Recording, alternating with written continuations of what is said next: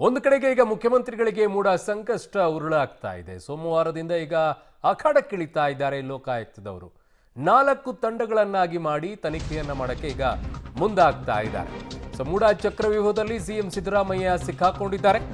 ಚಕ್ರವ್ಯೂಹದ ಒಳಗಡೆಗೆ ಹೋಗೋದು ಗೊತ್ತಿತ್ತಾ ಅಥವಾ ಭೇದಿಸೋದು ಗೊತ್ತಿದೆಯಾ ನೋಡಬೇಕು. ಮುಖ್ಯಮಂತ್ರಿ ಸಿದ್ದರಾಮಯ್ಯನವರಿಗೆ ಈಗ ಲೋಕ ಸಂಕಷ್ಟ. ತನಿಖೆಗೆ 4 ತಂಡವನ್ನ ಲೋಕಾಯುಕ್ತ ಎಸ್ಪಿ ಅವರು ರಚಿಸಿದ್ದಾರೆ. ಸೋಮವಾರದಿಂದ ತನಿಖೆಯನ್ನ ಅಧಿಕಾರಿಗಳು ಆರಂಭಿಸಲಿದ್ದಾರೆ. ಲೋಕಾಯುಕ್ತ ಬೇಡ, ಸಿಬಿಐ ತನಿಖೆ ಆಗಲಿ ಅಂತ ದೂರುದಾರ ಸ್ನೇಹಮಯಿ ಕೃಷ್ಣ ಒತ್ತಾಯವನ್ನ ಮಾಡ್ತಾ ಇದ್ದಾರೆ. ಇದು ಕೂಡ ಸೋಮವಾರವೇ ಬರುತ್ತೆ. ಯಾವುದು ಲೋಕಾಯುಕ್ತ ಬೇಡ, ಸಿಬಿಐ ತನಿಖೆ ಆಗಲಿ ಅನ್ನುವಂಥ ಬೇಡಿಕೆಯನ್ನೇನಿಟ್ಟಿದ್ದಾರೆ ದೂರುದಾರ ಸ್ನೇಹಮಯಿ ಕೃಷ್ಣ, ಒತ್ತಾಯವನ್ನೇನು ಮಾಡ್ತಾರೆ ಅದು ಕೂಡ ಕೋರ್ಟ್ನಲ್ಲಿ ಬರುತ್ತೆ. ಆ ಕೋರ್ಟ್ನಲ್ಲಿ ಬಂದಂಥ ವಿಚಾರವೂ ಕೂಡ ಅಲ್ಲೇ ಕ್ಲಿಯರ್ ಆಗುತ್ತೆ. ಇನ್ನೊಂದು ಕಡೆಗೆ ಲೋಕಾಯುಕ್ತ ತನಿಖೆಯೂ ಕೂಡ ಸೋಮವಾರವೇ ಕೂಡ ಚಾಲನೆ ಸಿಗುತ್ತೆ. 4 ತಂಡಗಳು ಇದರ ತನಿಖೆಯನ್ನ ಮಾಡಲಿವೆ. ಮೂಡ ಚಕ್ರವ್ಯೂಹದಲ್ಲಿ ಸಿಎಂ ಸಿದ್ದರಾಮಯ್ಯನವರು ಸಿಕ್ಕಾಕೊಂಡಿರುವಂಥದ್ದು. ಆ ಚಕ್ರವ್ಯೂಹದಿಂದ ಅವರು ಆಚೆ ಬರಬೇಕು ಅನ್ನುವಂಥದ್ದಾದರೆ ತನಿಖೆಯನ್ನು ಫೇಸ್ ಮಾಡಬೇಕು. ಆದರೆ ಇನ್ನೊಂದು ಕಡೆಗೆ ಲೋಕಾಯುಕ್ತದಲ್ಲೇ ಇದು ಮುಗಿಯತ್ತಾ ಅಥವಾ CBIಗೆ ಹೊರಟೋಗುತ್ತಾ ಅದು ಕೂಡ ಸೋಮವಾರ ನಿರ್ಧಾರವಾಗುತ್ತೆ. CBIಗೆ ಹೊರಟೋದ್ರೆ ಮತ್ತೊಂದಿಷ್ಟು ಸಂಕಷ್ಟ, ಇಲ್ಲದೇ ಇದ್ದರೆ ಲೋಕಾಯುಕ್ತದಲ್ಲಿ ಫೇಸನ್ನು ಮಾಡಬೇಕಾಗುತ್ತಿದೆ. ಏನಾಗುತ್ತೆ ಈ ವಿಚಾರದಲ್ಲಿ ಮುಖ್ಯಮಂತ್ರಿಗಳಿಗೆ ಬಹಳ ಒಂದು ರೀತಿಯಾದಂಥ ಮುಜುಗರ ಅಂತೂ ಫೇಸ್ ಮಾಡ್ತಾ ಇದ್ದಾರೆ. ಕಾರಣ ಮೊದಲನೇ ಆರೋಪಿಯಾಗಿ ಈ ಪ್ರಕರಣದಲ್ಲಿ ನಿಂತ್ಕೊಂಡಿರೋದ್ರಿಂದ. ಇನ್ನೊಂದು ಕಡೆಗೆ ಕಾನೂನು ಹೋರಾಟವನ್ನು ಮಾಡ್ತೀವಿ ಅಂತ ಹೇಳಿದ್ದಾರೆ. ಆ ನಿಟ್ಟಿನಲ್ಲಿ ಈಗ ವಿಭಾಗೀಯ ಪೀಠದಲ್ಲೂ ಕೂಡ ಎದುರಿಸಬೇಕಾಗಿದೆ ಹೋಗೋದಾದರೆ, ಇಲ್ಲ ಸುಪ್ರೀಂ ಕೋರ್ಟ್ನಲ್ಲಾದರೂ ಎದುರಿಸಬೇಕಾಗತ್ತೆ. ಆ ನಿಟ್ಟಿನಲ್ಲೂ ಕೂಡ ಚಿಂತನೆಯನ್ನು ನಡೆಸ್ತಾ ಇದ್ದಾರೆ. ಒಟ್ಟಾರೆ 2 ಬೆಳವಣಿಗೆ. ಸೋಮವಾರದಿಂದ ಒಂದು ಲೋಕಾಯುಕ್ತ ತನಿಖೆಯನ್ನು ಪೂರ್ಣ ಪ್ರಮಾಣದಲ್ಲಿ 4 ತಂಡಗಳು ಅಖಾಡಕ್ಕಿಳಿದು ತನಿಖೆಯನ್ನು ಮಾಡ್ತಾ ಇವೆ. ಎರಡನೆಯದು ಸೋಮವಾರ CBIಗೆ ಕೊಡುವಂತಹ ವಿಚಾರ ಏನಿದೆ, ಸ್ನೇಹಮಯಿ ಕೃಷ್ಣ ಅವರು ಆ ವಿಚಾರದಲ್ಲೂ ಕೂಡ ಗೊತ್ತಾಗತ್ತೆ ಸೋಮವಾರ. ಕಾರಣ ಕೋರ್ಟ್ ಏನು ಹೇಳುತ್ತೆ ಅಂತ ಹೇಳಿ ನೋಡಬೇಕಾಗಿದೆ. ಎರಡೂ ಕೂಡ ಬಹಳ ಮುಖ್ಯವಾಗಿ ಸೋಮವಾರಕ್ಕೆ ನಿರ್ಧಾರವಾಗೋದು. ನಾಳೆ ಭಾನುವಾರ, ನಾಡಿದ್ದು ಸೋಮವಾರವೇ ಒಂದು ರಾಜಕೀಯವಾಗಿ ಅವರು ಹೇಗೆ ಎದುರಿಸಬಲ್ಲರು, ಕಾನೂನಾತ್ಮಕವಾಗಿ ಇದನ್ನು ಹೇಗೆ ಎದುರಿಸಬಲ್ಲರು ಅನ್ನುವಂಥದ್ದನ್ನು ನೋಡಬೇಕು. ಇದರ ಒಟ್ಟಾರೆ ಡೀಟೇಲ್ ಆಗಿರುವಂತಹ ಒಂದು ರಿಪೋರ್ಟ್ ಇದೆ. ಆ ರಿಪೋರ್ಟನ್ನು ನೋಡ್ಕೊಂಡು ಬನ್ನಿ. ಮೂಡ ವ್ಯೂಹದಲ್ಲಿ ಸಿಎಂ ಸಿದ್ದರಾಮಯ್ಯ. ಸಿಎಂ ವಿರುದ್ಧ ತನಿಖೆಗೆ 4 ತಂಡ ರಚನೆ. ಸೋಮವಾರದಿಂದ ಅಧಿಕೃತ ತನಿಖೆ ಆರಂಭ. ಮುಖ್ಯಮಂತ್ರಿ ಸಿದ್ದರಾಮಯ್ಯನವರಿಗೆ ಮೂಡ ಸೈಟ್ ಸಂಕಷ್ಟ ಎದುರಾಗಿದೆ. ಸಿಎಂ ಸಿದ್ದರಾಮಯ್ಯ ಪತ್ನಿ ಪಾರ್ವತಿ, ಸಿಎಂ ಬಾಮೈದ ಮಲ್ಲಿಕಾರ್ಜುನ ಸ್ವಾಮಿ ವಿರುದ್ಧ FIR ದಾಖಲಾದ ಬೆನ್ನಲ್ಲೇ ತನಿಖೆಗೆ 4 ತಂಡ ರಚಿಸಲಾಗಿದೆ.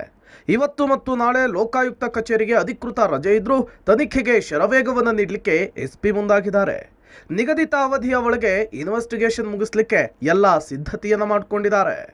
ಮೈಸೂರಿನ ಲೋಕಾಯುಕ್ತ ಪೊಲೀಸರು ಸಿಎಂ ಸಿದ್ದರಾಮಯ್ಯನವರ ಮೇಲೆ ಈಗಾಗಲೇ FIR ಅನ್ನು ಕೂಡ ದಾಖಲು ಮಾಡಿಕೊಂಡಿದ್ದಾರೆ. ಈಗ FIR ದಾಖಲು ಮಾಡಿಕೊಂಡ ನಂತರದಲ್ಲಿ ಒಂದು ಬೇಸಿಕ್ ಆದಂಥ ಹೋಮ್ವರ್ಕನ್ನು ಇವತ್ತು ಶುರು ಮಾಡಿರುವಂಥದ್ದು. ಆಗ ನೋಡೋದಾದರೆ ಇವತ್ತು ಮತ್ತು ನಾಳೆ 2 ದಿನ ಲೋಕಾಯುಕ್ತ ಕಚೇರಿಗೆ ಸರ್ಕಾರಿ ರಜೆ ಇದೆ. ಆದರೆ ತನಿಖೆಯನ್ನು ಟೈಮ್ ಬಾಂಡ್ನಲ್ಲೇ ಮುಗಿಸಬೇಕಾದಂತಹ ಅಗತ್ಯತೆ ಇರುವಂತಹ ಕಾರಣಕ್ಕೋಸ್ಕರವಾಗಿಯೇ ರಜೆಯ ದಿನವೂ ಕೂಡ ಈ ಒಂದು ತನಿಖೆ ಪ್ರಕ್ರಿಯೆ ಭಾಗವಾಗಿ ಒಟ್ಟು 4 ತಂಡಗಳನ್ನು ಇವತ್ತು ಮೈಸೂರಿನ ಲೋಕಾಯುಕ್ತ SP ಅವರು ರಚನೆ ಮಾಡಿರುವಂಥದ್ದು. 4 ತಂಡಗಳಿಗೂ ಅವರ ಕೆಲಸ ಏನು ಅನ್ನುವಂಥದ್ದು ಕೂಡ ಈಗಾಗಲೇ ಹಂಚಲಾಗಿದೆ. ಈ ಮೂಲಕವಾಗಿ ಪ್ರಕರಣದ ತನಿಖೆಯನ್ನು ತ್ವರಿತವಾಗಿ ಅಂದರೆ ತೀವ್ರಗೊಳಿಸುವಂತಹ ಕೆಲಸ ಇವತ್ತಿನಿಂದಲೇ ಆರಂಭವಾಗಿದೆ. ಸೋಮವಾರದಿಂದ ಲೋಕಾಯುಕ್ತ ಅಧಿಕಾರಿಗಳು ಅಧಿಕೃತವಾಗಿ ತನಿಖೆಯನ್ನು ಆರಂಭಿಸಲಿದ್ದಾರೆ.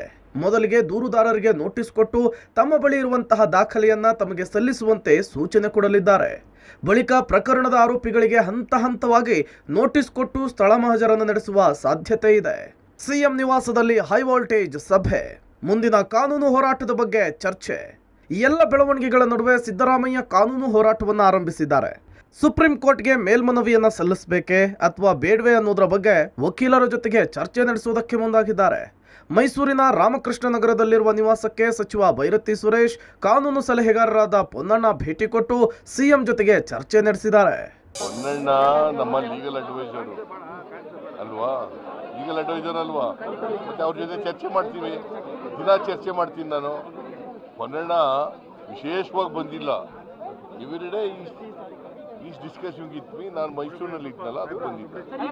ಹಂಗೆ ಅವ್ರ ಕಾನ್ಸ್ಟಿಟ್ಯೂನ್ಸಿಗೆ ಹೋಯ್ತೆ. ಯಾವುದಕ್ಕೂ ತಲೆ ಕೆಡಿಸ್ಕೊಳೋರಲ್ಲ. ನ್ಯಾಯಾಂಗ ವ್ಯವಸ್ಥೆಯಲ್ಲಿ ನಮಗೆ ನಂಬಿಕೆ ಇದೆ. ಏನು ಚರ್ಚೆನೂ ಆಗಿಲ್ಲ, ಮೂಢ ವಿಚಾರ ಏನೂ ಚರ್ಚೆ ಆಗಿಲ್ಲ. ಕೋರ್ಟ್ಗೆ ಹೋಗ್ಬೇಕು ಏನು ಅಂತೇಳಿ ಸಾಹೇಬರು ಸೋಮವಾರ ಬೆಂಗಳೂರು ಬಂದಮೇಲೆ ತೀರ್ಮಾನ ಮಾಡ್ತೀವಿ. ಎಲ್ಲ ಕೇಸಸ್ ಎಕ್ಸ್ಪೆಕ್ಟೆಡ್. ನಾವು ನಮ್ಮ ಮೊನ್ನೆನೇ ಹೇಳಿದ್ದೀವಿ, ನ್ಯಾಯಾಂಗ ತನಿಖೆಯಲ್ಲಿ ನಮ್ಮ ನಂಬಿಕೆ ಇದೆ. ಮುಂದೆ ಏನಾಗ್ತದೆ ಆ ತೀರ್ಮಾನದ ಮೇಲೆ ನೋಡೋದು. ಲೋಕಾಯುಕ್ತ ಬೇಡ, ಸಿಬಿಐ ತನಿಖೆ ಆಗಲಿ, ದೂರುದಾರ ಸ್ನೇಹಮಹಿ ಕೃಷ್ಣ ಒತ್ತಾಯ.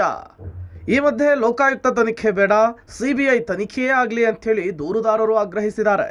ಪ್ರಕರಣವನ್ನ ತಾರ್ಕಿಕ ಅಂತ್ಯಕ್ಕೆ ಕೊಂಡೊಯ್ತೇನೆ, ಆದರೆ ಸಿಎಂ ಸಿದ್ದರಾಮಯ್ಯ ಪತ್ನಿ ಹೆಸರಿನಲ್ಲಿ ಎಫ್ಐಆರ್ ಮಾಡಿಸಿದ್ದು ನನಗೆ ವೈಯಕ್ತಿಕವಾಗಿ ಬೇಸರವಿದೆ ಅಂಥೇಳಿ ದೂರುದಾರ ಸ್ನೇಹಮಹಿ ಕೃಷ್ಣ ಬೇಸರ ವ್ಯಕ್ತಪಡಿಸಿದ್ದಾರೆ. ಲೋಕಾಯುಕ್ತ ತನಿಖೆ ನಡೆಸೋದು ಅವಶ್ಯಕತೆ ಯಾಕೆ ಅಂತಂದರೆ ರಾಜ್ಯ ಸರ್ಕಾರ ಪ್ರಭಾವಕ್ಕೆ ಒಳಪಟ್ಟಂಥ ಸಂಸ್ಥೆ ಆದ್ದರಿಂದ ಇವು ಸಿದ್ದರಾಮಯ್ಯ ಅಥವಾ ಸರ್ಕಾರದ ಪ್ರಭಾವಕ್ಕೊಳಗಾಗಿ ಲೋಕಾಯುಕ್ತ ಅಧಿಕಾರಿಗಳಿಗೆ ತನಿಖೆಯನ್ನು ಎತ್ತಿಡಬೇಕು ಅನ್ನೋ ಒಂದು ಉದ್ದೇಶ ಇದ್ದರೂ ಕೂಡ ಅದಕ್ಕೆ ಇವರು ಅವಕಾಶ ಕೊಡೋಕ್ಕೆ ಸಾಧ್ಯತೆ ಕಡಿಮೆ ಇದೆ. ಈಗ ಸಾಕಷ್ಟು ಆಗಾಗಲೇ ಉದಾಹರಣೆಯೂ ಕೂಡ ಇದೆ. ಹೀಗಾಗಿ ಈ ಪ್ರಕರಣವನ್ನು CBI ಕೊಡಿಸ್ಬೇಕು ಅನ್ನೋದೇ ನಮ್ಮ ಉದ್ದೇಶ. ಈಗಾಗಲೇ ನಿನ್ನೆ ಅರ್ಜಿಯನ್ನು ಸಲ್ಲಿಸಿದ್ವಿ. ಸಿದ್ದರಾಮಯ್ಯ ನಾಯಕತ್ವಕ್ಕೆ ಗಂಡಾಂತರ ತರಲಿಕ್ಕೆ ಪಟ್ಟಭದ್ರ ಹಿತಾಸಕ್ತಿಗಳು ಹೊರಟಿವೆ. ಸಿಎಂ ಸ್ಥಾನವನ್ನ ಖಾಲಿ ಆಗದೆ ತಮಗೆ ಸ್ಥಾನ ಸಿಗೋದಿಲ್ಲ ಅಂಥೇಳಿ ಕೆಲವರು ಏನೋ ಮಾಡಲಿಕ್ಕೆ ಯತ್ನಿಸ್ತಿದ್ದಾರೆ ಅಂಥೇಳಿ ಸಚಿವ ಮಹದೇವಪ್ಪ ಆರೋಪ ಮಾಡಿದ್ದಾರೆ. ಸಿದ್ದರಾಮಯ್ಯನವ್ರಿಗೆ ಖಾಸಗಿ ಜೀವನ ಇಲ್ಲ, ಮನೆ ಮಠ ಹೆಂಡತಿ ಮಕ್ಕಳ ಬಗ್ಗೆ ಯೋಚನೆ ಮಾಡಲ್ಲ. ಇಂತಹ ನಾಯಕರನ್ನ ಉಳಿಸ್ಕೊಳ್ಬೇಕಿದೆ ಅಂಥೇಳಿ ಸಿಎಂ ಪರ ಮಹದೇವಪ್ಪ ಬ್ಯಾಟ್ ಬೀಸಿದ್ದಾರೆ. ಸಿದ್ದರಾಮಯ್ಯ ಈ ರಾಜ್ಯ ಕಂಡ ಅಪರೂಪದ ಪ್ರಾಮಾಣಿಕ ರಾಜಕಾರಣಿ. ರಾಜ್ಯದ ಆರ್ಥಿಕ ದೃಢತೆಯ ಪರವಾಗಿ ನಿಷ್ಠೆ ಮತ್ತು ಪ್ರಾಮಾಣಿಕೆಯಿಂದ ದುಡಿಯುವಂತ ಅವ್ರಿಗೆ ಖಾಸಗಿ ಜೀವನ ಇಲ್ಲ, ಮನೆ ಮಠದ ಬಗ್ಗೆ ಯೋಚನೆ ಮಾಡಲ್ಲ, ಹೆಂಡತಿ ಮಕ್ಕಳ ಬಗ್ಗೆ ಗಮನ ಹರಿಸಲ್ಲ. Forget himself on behalf of the people. Forget himself. ನನಗೆ ಗೊತ್ತಿರ್ತಕ್ಕಂಥ ಸಂಗತಿ, ನಾನು ಎಂದೂ ನನ್ನ ಜೀವನದಲ್ಲಿ ಸಿದ್ದರಾಮಯ್ಯರಿಂದ ಹಿಡಿದು ಯಾರನ್ನೂ ಹೊಡೆದವನೇ ಅಲ್ಲ. ಇರೋ ಸತ್ಯ ಹೇಳಿದ್ರೆ ಗುಣಕ್ಕೆ ಮಾತ್ಸರಿ. ಒಟ್ಟಾರೆ ಲೋಕಾಯುಕ್ತರ ಕಚೇರಿ ಈಗ ರಾಜ್ಯದ ಎಲ್ಲರ ದೃಷ್ಟಿಯನ್ನ ತನ್ನತ್ತ ಸೆಳೆದಿದೆ. ಕೆಲವರ ಪಾಲಿಗೆ ಟೆನ್ಷನ್, ಕೆಲವರ ಪಾಲಿಗೆ ಇದು ಖುಷಿ. ಆದರೆ ಮೂಡಾ ಹಗರಣ ಸಿಎಂ ಪಾಲಿಗೆ ಮುಜುಗರ ತಂದಿಟ್ಟಿರೋದಂತೂ ಸುಳ್ಳಲ್ಲ ಬಿಡಿ. KP Nagaraj, public TV, Mysuru.